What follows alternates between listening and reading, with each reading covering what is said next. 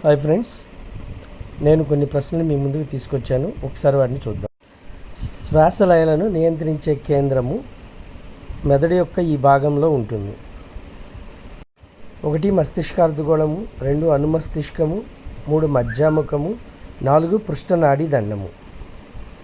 దీనికి సరైన సమాధానము మధ్యాముఖము.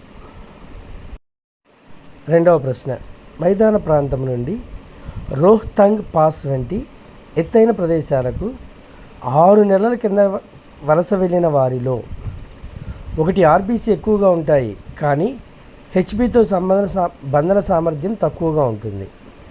రెండవది, ఫుట్బాల్ ఆడడానికి కావాల్సిన శారీరక దారుఢ్యం కలిగి ఉంటారు.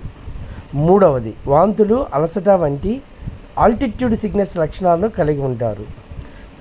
నాలుగవది, ఆర్బీసీ సాధారణంగా ఉండి హిమోగ్లోబిన్తో అధిక బంధన సామర్థ్యాన్ని కలిగి ఉంటాయి. దీనికి సరైన సమాధానము మొదటి ఆప్షన్.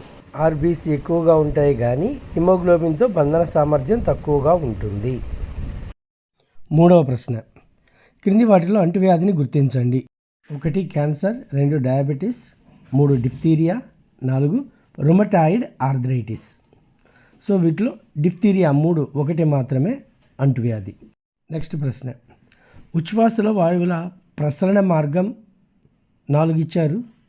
4 సరైన సమాధానాన్ని కామెంట్ రూపంలో తెలియజేయండి. అలాగే మరొక ప్రశ్న, తాటికల్లు తాగినప్పుడు ప్రభావితమయ్యే భాగము. ఈ ప్రశ్నకు కూడా మీ సమాధానాన్ని కామెంట్ రూపంలో తెలియజేయండి.